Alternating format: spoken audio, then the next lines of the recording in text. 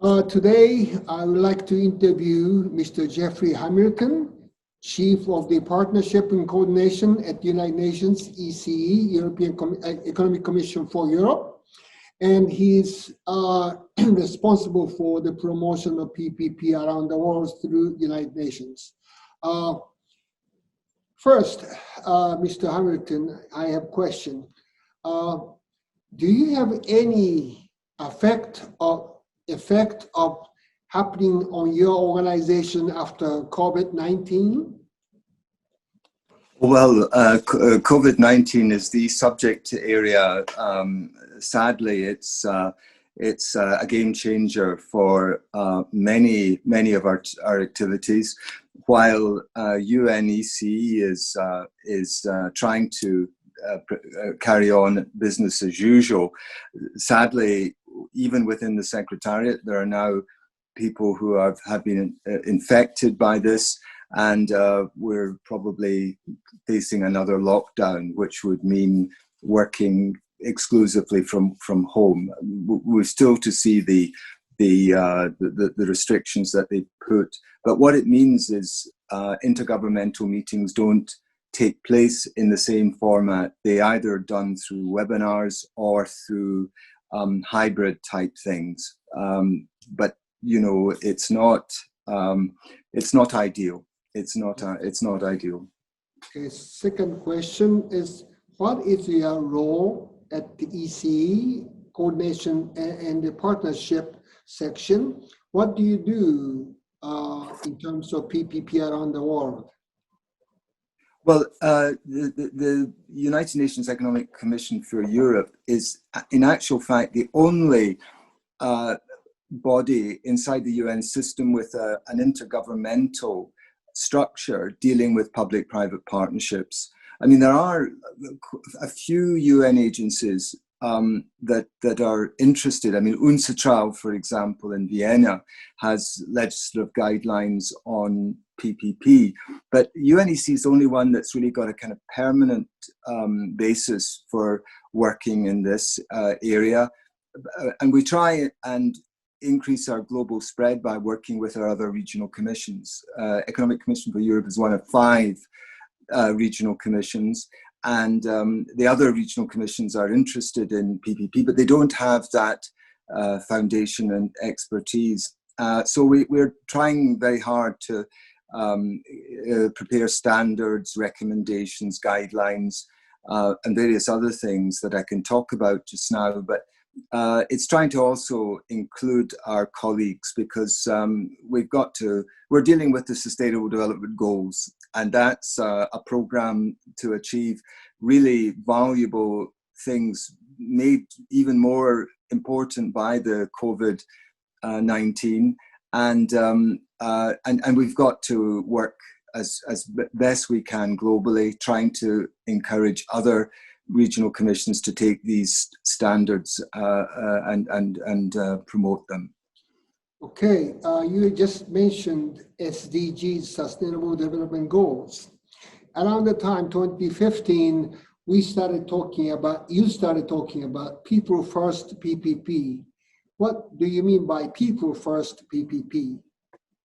Well, we reckon that the Sustainable Development Goals put PPP as one of the preferred implementing instruments, because there was such a shortfall between the amount of funds required to achieve the Sustainable Development Goals, the universal access for healthcare, renewable energy, education, IT, broadband, a whole list of things which with a huge price tag. And governments, particularly low, medium income countries, don't have that resource. So public-private partnership was really identified very strongly for that purpose. But for us as well, the People First PPP is an attempt to look at projects and their wider holistic implications, so that the impact has a social, environmental, and an economic impact. So we also are very interested in the sort of drivers of the Sustainable Development Goals, which are really for transformative, trying to transform the world into one that is sustainable, where climate change is kept under control, and we've got real projects that are going to make a difference in the social field and in improving access. And this is what People First are. People First are outcomes that have this social environmental impact. We have 5 outcomes that are mentioned in our literature and which we work to. First is access and equity, particularly those people who are unserved by critical services. Second is economic effectiveness, which is the more traditional PPP structure, value for money, economic impact. Environmental sustainability and resilience, again, keep making the planet safe for the future generations. Replicability, this is the notion that projects have to be have multiple impacts, and training is a key component of transferring knowledge and skills to, again, low-income countries. So if projects can be made replicable and improve the training and skill transfer, that would be highly desirable. And then stakeholder engagement. And everyone talks about stakeholder engagement, but we really want to make it really work inside these People First public-private partnerships. So we started working on the evaluation methodology. What is the roles or purposes of evaluation methodology to People First, PPP, and SDGs? Well, we noticed that right at the beginning, and it was very good that and we see it increasing, the private sector were very interested in making sure that projects conformed with the Sustainable Development Goals. And the Sustainable Development Goals are rather generic. You know, they capture a number of indicators, not just the 17. So they're very broad categories of actions that are sort of required. And we felt that a lot of companies were saying, well, we're meeting the Sustainable Development Goals, 1, 2, 3, 4, 5. I'm sure we've got 5. That's 5 out of 17. And of course, that's exceptionally superficial to say that they're really meeting the Sustainable Development. Well, what does it actually mean? That their name, like, if they're a water company, that water is mentioned in, say, 5 or something like that. So really, we said that something a bit more scientific has to be done. And this evaluation methodology has over 100 indicators. We don't want to be so complicated because we don't want to make people hesitate to using it. So there's a kind of self-assessment part of the thing where people can, a bit like a golfer, they can do their own scores. Maybe they're not sometimes as honest as we all are about keeping good scores. So we have a third-party scheme whereby consultants would do a formal evaluation of the project, and companies, governments would get a far better idea of the extent to which these their own projects are complying with sustainability. All right. With this COVID-19, economic slowdowns all over the world, and for the public sector, including international organizations such as yours, we can expect less contribution from the member states as the countries are suffering economically.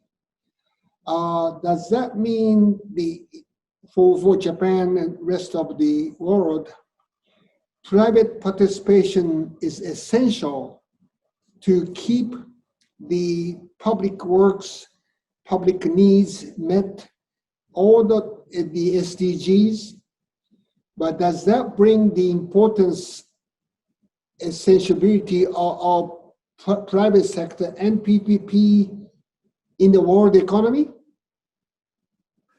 Well, logically, yes. I mean, one of the benefits, I think, of the COVID-19, if that, and I don't like using the word benefits to something which has so much ravaging, but it has introduced a kind of innovative economic policy making, perhaps moving away from austerity into stimulating economies through investments in infrastructure.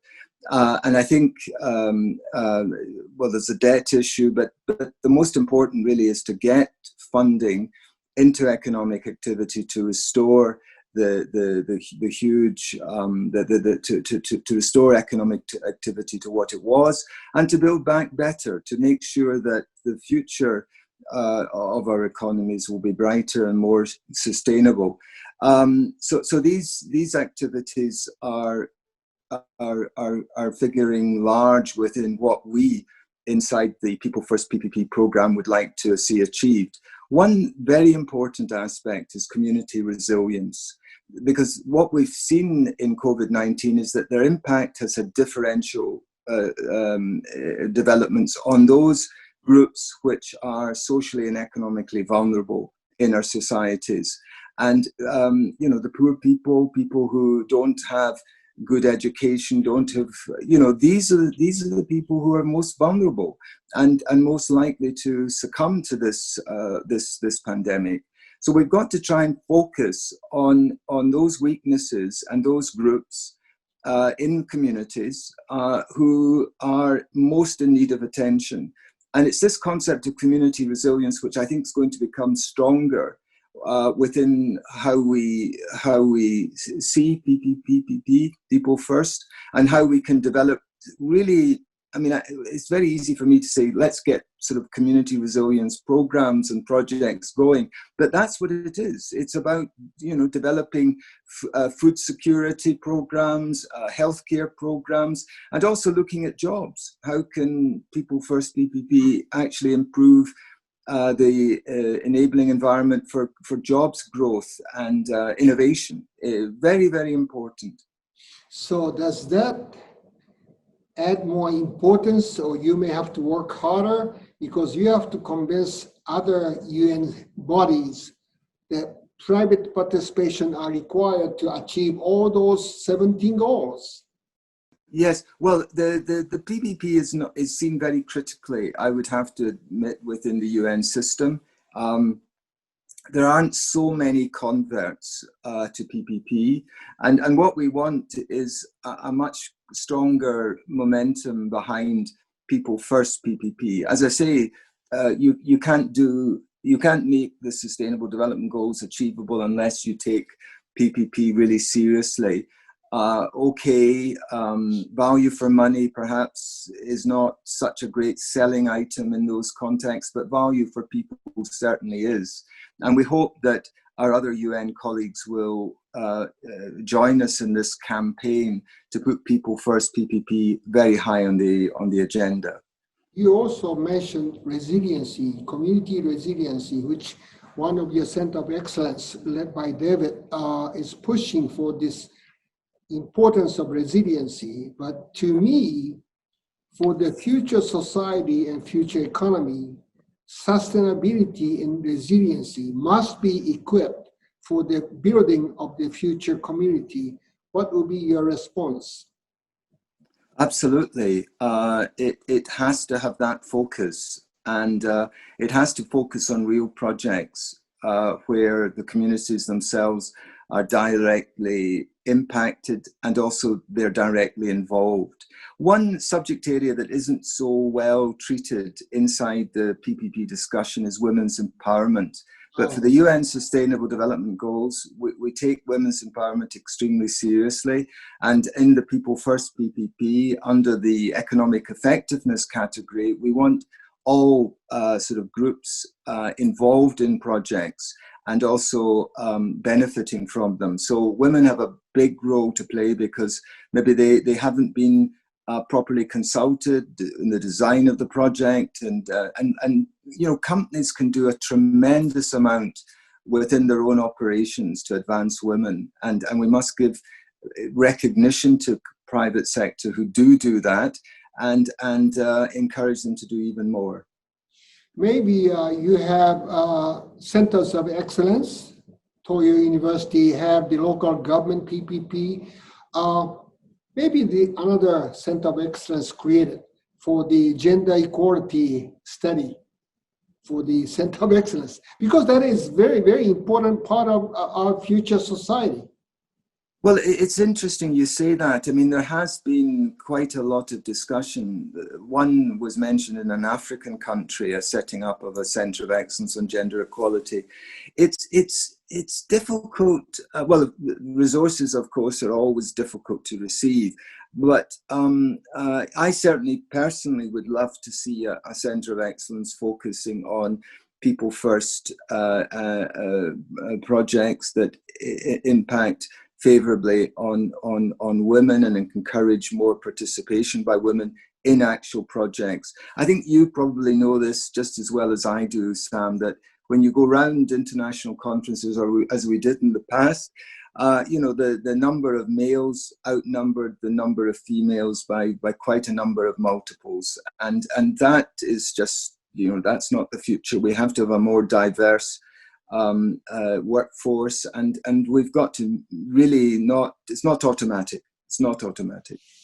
So the final comments and question may be, I sent you a short memo on the profitability for pursuit of sustainability and resiliency.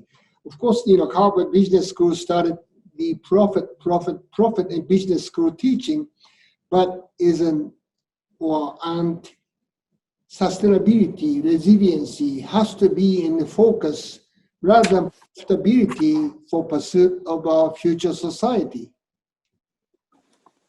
Yeah, absolutely. And profit is a good mechanism for providing incentives in societies, but we mustn't jump on the profit ban. We're more people first than profit first. I would say we've to recognize that, and I think there has to be perhaps less expectations that PPP is a business to make tons of money. I think we've got to move away from that and see this is how important people for the social good, and that's a new way, a new mentality. But one imagine. So you introduced us to another agency of the United Nations, like High Commissioner for Refugees. Yes, indeed. Yes. More efficiency in their operations, and will promote use of private sector to create efficiency so that actually they can do more with less. So that's absolutely yes. But also remind them. I mean, that's a very good point. The refugee camps. I mean, these areas are. I mean, it's one of the most challenging topics and one of the most severe humanitarian crises that are taking place everywhere is the growth and continuance of these refugee camps, many of whose inhabitants are living in dire circumstances. And so, and I think, the private sector can play a role in the ameliorating of these conditions, like waste to energy projects. There's a lot of the problems are sometimes caused by getting rid of the waste coming from these plants, not putting it into landfills, but actually turning it into energy for the camp itself. So we're trying to promote that as a waste to energy people first for refugee camps, and UNHCR has played a major role in managing many of the refugee camps around the world, and has contracts with organizations, and I'm sure they would be most happy to see how their projects can be made more efficient as well as environmentally sustainable. Well, thank you, Mr. Hamilton, for your contribution to our 15th International PPP Forum 2020, talking about roles of PPP after pandemics. Thank you for your participation and contribution. On behalf of Toyo University, I would like to express our gratitude for your taking time to talk to us today. Thank you very No, much. absolutely, and thank you. I mean, Toyo University deserves tremendous credit for its support in this specific area, public-private partnerships and people first. And we thank you too, personally, Sam, for all your fantastic contribution over the years.